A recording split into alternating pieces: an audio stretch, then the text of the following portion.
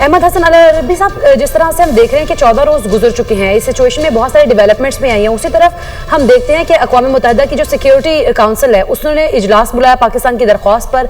आप उस इजलास को कैसे देखते हैं, क्योंकि उन्होंने तहफ़्फ़ुज़ात का इजहार किया है जो कि इंडस वाटर ट्रीटी का ये सस्पेंशन का मामला पेश आया, और फिर ये भी कहा है कि सफारती महाज पर इसको जो है वो हल किया जाए।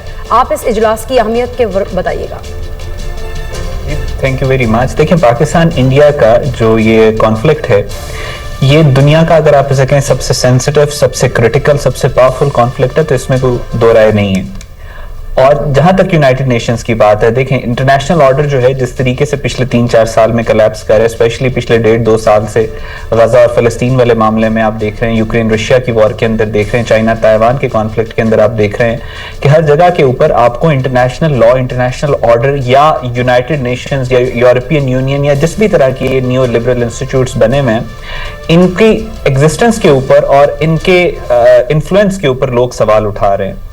तो इनके ऊपर ऑलरेडी जो दुनिया के अंदर इस वक्त पॉलिटिकल सिस्टम आ रहा है, ऑलरेडी ये जो जितने भी इंस्टीट्यूट्स हैं ये प्रेशराइज्ड फील करते हैं। लेकिन कुछ हकीकतें हैं दुनिया की, और वो हकीकत ये है कि जब तक आप मिलिटरीली कोई अपना इन्फ्लुएंस शो नहीं करते, रिजॉल्व शो नहीं करते, तो कोई इदारा भी आपको सीरियस नहीं लेता।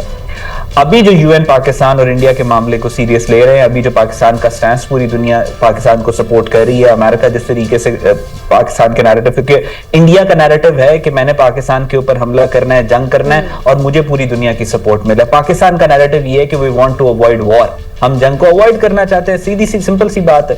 तो पूरी दुनिया पाकिस्तान के नैरेटिव को सपोर्ट करी। जो भी ये कह रहा है कि आप बातचीत करें, या जो भी ये कह रहा है कि आप सबूत लेके आए, जो भी ये कह रहा है कि इंडिया का जो फॉल्स फ्लैग ऑपरेशन था उसको इन्वेस्टिगेट करना चाहिए, वो सारा एक्चुअली पाकिस्तान के नैरेटिव को, पाकिस्तान के बयानिए को सपोर्ट कर रहे हैं। और उसकी एक वजह, ये सिंपल सी वजह ये है कि जब पाकिस्तान ने अपना रिजॉल्व शो किया है कि हम इस दफा, आप हम पे इल्जाम लगाओगे कि we are terrorist and we are not going to let you go away with it, आप इस तरह से इल्जाम लगा के बच के निकल नहीं जाओगे जिस तरह आप पहले करते रहे। तो हम we will do whatever we can, whatever that is in our capacity as a nuclear power to make sure कि आपका इल्जाम जो है हम साबित ना करें, आपको झूठा साबित करें जो कि आप हैं।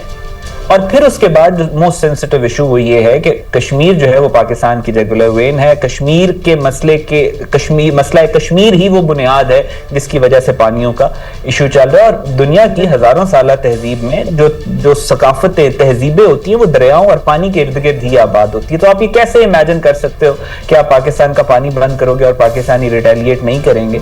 हमने जो विल और रिजॉल्व शो किया है पूरी दुनिया के सामने कि पानी, water actually is our red line, और आप अगर इसको रोके we'll take it as a threat, as an act of war, और फिर जो जंग में होता है वो कुछ करेंगे। और रिस्पॉन्सिबिलिटी इस वक्त, ऑनर्स ऑफ रिस्पॉन्सिबिलिटी पूरी दुनिया के ऊपर है। पाकिस्तान ने पिछले 70 साल से जो अपनी कैपेसिटी, अपनी कैपेबिलिटी से बढ़कर दुनिया में कंट्रीब्यूट किया। हमने दहशतगर्दी के खिलाफ जंग लड़ी, अभी से नहीं लड़े, हम 47 से दहशतगर्दी के खिलाफ जंग लड़े, और दहशतगर्दी पूरी दुनिया के लिए थ्रेट है। सोवियत यूनियन का मसला जब आया उस वक्त भी पाकिस्तान फ्रंट लाइन के ऊपर खड़ा। दुनिया के अंदर आज तक जिस भी तरह का एग्रेशन हुआ है, पाकिस्तान उसके आगे खड़ा है। पाकिस्तान ने दुनिया की सबसे बड़ी, जो पूरा वेस्टर्न अलायंस था, जो अमेरिका और यूरोप का अलायंस, जिसकी वजह से अफगानिस्तान के अंदर जो है वो जंग हुई और वो 40 लाख के करीब रेफ्यूजीज पाकिस्तान में है, तो पाकिस्तान ने अपना सीना चौड़ा करके, पाकिस्तान ने अपने हाथ खोल के उनको समाया। पाकिस्तान हर दुनिया, जितने यूएनओ के मिशन पूरी दुनिया में जाते हैं, पीस कीपिंग मिशन, पाकिस्तान बढ़ चढ़ के उसमें हिस्सा लेता है। तो अब रिस्पॉन्सिबिलिटी दुनिया के पास है, दुनिया के ऊपर है जिम्मेदारी इसकी कि अब पाकिस्तान के खिलाफ अगर इंडिया ऐसी जारियत कर रहा है तो ये उसको रोके, वरना हमारे पास, हमने तो सीधा बता दिया, हमारे लिए it's an act of war. ये अगर कुछ इस तरह की जारियत या दहशतगर्दी करने की कोशिश करेंगे तो उसका जवाब इन्हें बहुत सख्त मिलेगा, और ऐसा मिलेगा कि इनकी नस्लें याद करेंगी। अब रिस्पॉन्सिबिलिटी दुनिया के ऊपर है, वो क्या करते हैं। अच्छा हसन, जैसे आपने खुद ही बात की, एक तो मसला कश्मीर जो है उसी की वजह से पानी का भी मसला है, वहां से 2 दरिया निकलते हैं। तो ये बताइए कि this is the right time, फिर हमारे लिए बहुत बड़ी अपॉर्चुनिटी है कि हम मसला कश्मीर को हल करने के लिए सबसे पहले स्टेप्स लें, बाकी चीजें सारी बाद में आए। जी बिल्कुल ऐसे ही है, देयर इज एब्सोल्युटली, आपने बिल्कुल ठीक कहा है। ये सारी जो है ये सिम्टम्स है। Indus water treaty is a symptom, Pahalgam का false flag operation is a symptom. असल जो प्रॉब्लम है वो तो कश्मीर है। कश्मीर के ऊपर आप अब देखें ना, कश्मीर का हमने केस कहां पे डाल दिया। कश्मीर पाकिस्तान की कायदे आजम ने कहा था शाराग है। कश्मीर के ऊपर यूनाइटेड नेशन की रेजोल्यूशंस है। कुदरतुल्लाह शाह पाकिस्तान के बड़े ब्यूरोक्रेट गुजरे, उनकी किताब अगर आप पढ़ें तो उसमें उन्होंने डिटेल में नेहरू के लिखे हुए कि हर नेहरू कह रहे हैं कि कश्मीर का मसला है, हम मिल बैठ के कश्मीरियों की उमंगों के मुताबिक हल करेंगे। 15 दिन के बाद कह रहे हैं कश्मीर इंडिया का है, कश्मीर पे इंडिया कब्जा करेगा। फिर 10 दिन के बाद कह रहे हैं कि कश्मीर जो है वो पाकिस्तान इंडिया के दरमियान में हम, मतलब आप देख सकते हैं कि इनका जो इंटेंट था वो पहले दिन से मलाइंड था कश्मीर को लेके। ये सिर्फ टाइम गेन करते रहे कश्मीर के ऊपर कि पाकिस्तान को, कश्मीर का थोड़ा हम टाइम लेते रहे, हम अपनी जड़ें उसके अंदर मजबूत कर लें। मोदी ने आने के बाद इस काम को एक्सपेडाइट करा दिया। 2019 में इन्होंने कश्मीर का वो 370 और 35 खत्म करके इन्होंने उसको अपने गासिबाना कब्जे में कर लिया। यूएनओ का इसके ऊपर जो इन्फ्लुएंस था, यूएनओ की बॉडी को इन्होंने दिल्ली से धक्के मारकर बाहर निकाल दिया। सो अब जब इन्होंने पानी बंद किया है और ये जो इन्होंने ये हरकत करने की कोशिश कर रहे हैं, जो पाकिस्तान के खिलाफ मिस एडवेंचर करने की कोशिश कर रहे हैं, या कुदरती तौर पे इंडिया की इस मिस कैलकुलेशन की वजह से कश्मीर दोबारा से उभर के पूरी दुनिया के सामने आ गया। अब कश्मीर पे डिस्कशन और डिस्कोर्स होना चाहिए। अब डिस्कस होना चाहिए कि कश्मीर का क्या स्टेटस है। अब यूनाइटेड नेशन जनरल काउंसिल की जो रेजोल्यूशन 45/1000 है 1990 की, उसको डिस्कस करना चाहिए कश्मीर से रिलेटेड, जो ये कहती है कि इंडिया की आर्मी एक ऑक्यूपेशन आर्मी है और उस ऑक्यूपेशन आर्मी के खिलाफ आप जो इकदाम चाहें वो करें, और पूरी दुनिया की रिस्पॉन्सिबिलिटी है कि उस ऑक्यूपेशन आर्मी के खिलाफ जो फोर्स लड़ रही है या जो काम कर रही है, जो उसके अगेंस्ट फोर्स है, उसकी मदद करें। इसी सूरत में इंटरनेशनल ऑर्डर कायम रह सकता है। We need to. तो हसन, आप नहीं समझते जैसे कि एंटोनियो गुतेरेस ने कहा है कि हमें आपकी मेडिएशन करवाने को तैयार हैं, तो हमें ये कहना चाहिए कि भाई मेडिएशन करवाएं, लेकिन किस पे करवाएं? 1948 की जो रेजोल्यूशंस हैं उन पे पहले बात करें। मेडिएशन तो बाद में आप करवाएं, लेकिन पहले जो मसला है कश्मीर है इसको सॉल्व करवाने पर तवज्जो दें।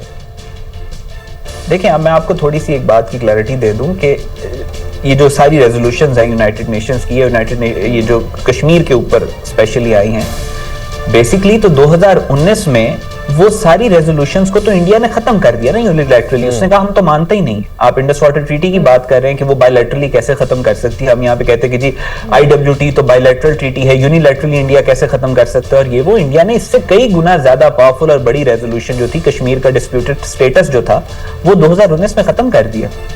सो सबसे पहले तो बात यह है कि जो यूएन की रेजोल्यूशन थी, जो अंडरस्टैंडिंग थी कि इसमें आधा डिवाइडेड रहेगा, आधा पाकिस्तान के पास रहेगा, आधा इंडिया के पास रहेगा जब तक प्लेबिसाइट नहीं होता, और ये सब कुछ, ये सारी रेजोल्यूशन उस वक्त आई थी जब पाकिस्तान की फौजें श्रीनगर के इर्द गिर्द पहुंच गई थी 47-48 में। और उस वक्त इंडिया को लग रहा था कि शायद पूरा का पूरा कश्मीर ही हम हाथ से चला जाएगा, तो फिर वो भागे थे यूएनओ के पास। और यूएनओ क्योंकि तब एक नया इंस्टीट्यूट बना था और बड़ी इसकी चकोचौंध थी कि दुनिया के कॉन्फ्लिक्ट रिजॉल्व कराएगा और जानों का नुकसान होने की बजाय ये हमें पीसफुल रेजोल्यूशन कश्मीर की करा के देगा, तो पाकिस्तान भी ये चांकिया की चाल में आ गया। सो बेसिकली वो जो सारी रेजोल्यूशन थी वो तो इंडिया ने खत्म कर दी। अब यूएनओ के ऊपर क्वेश्चन मार्क है, यूएनओ कहां पे एग्जिस्ट करता है, यूएनओ की बका का भी सवाल है। लेकिन at the end of the day इस वक्त जो वर्ल्ड ऑर्डर है, आप पीछे देखे आर्मीनिया ये वाला जो कॉन्फ्लिक्ट था, गाजा का मसला आपके सामने है, क्राइमिया का मसला कश्मीर का मुस्तकिल बुनियादों पर हल बहुत जरूरी है। ब्रिगेडियर मसूद साहब, जिस तरह से हम देखें कि सारी सिचुएशन में भारत ने तो वाटर वॉर शुरू कर दी है और दरिया चनाब का पानी भी रोका जा रहा है, अब इस सूरत हाल में पाकिस्तान को क्या करना होगा? जी हाँ, देखिए मेरे ख्याल में इसमें एक और डायमेंशन है चाइना की। ये अभी देखिए इन्होंने एक कोशिश की है, एक मैसेज देने की कोशिश की है हमें पाकिस्तान को, जब ये पानी चिनाब के ऊपर उन्होंने रोकने की कोशिश की है। तो इस पे चाइना जो है कि खिते में चाइना भी एक इंटरेस्ट अपना शो कर रहा है, जो हाइड्रोलॉजिकल स्टेबिलिटी है। और स्पेशली जब हम रिवर पॉलिटिक्स की बात करते हैं खिते में, तो उसमें वो देख रहे हैं they are monitoring this situation, और कोई ड्रामेटिक शिफ्ट होती है इस रिवर पॉलिटिक्स में तो मेरे ख्याल में ऊपर से ब्रह्मपुत्र जो रिवर आ रहा है उसके ऊपर सबसे बड़ा दुनिया का डैम बन रहा है 60 गीगावाट का ऑन द ग्रेटर बेंड। तो वहां से वो इंडिया ऑलरेडी रो पीट रहा है कि हमारा पानी वहां से रुक जाएगा। So there is an indication जब ऐसा कुछ होगा तो वहां से भी पानी बंद हो सकता है। इंडिया के लिए एक मैसेज है।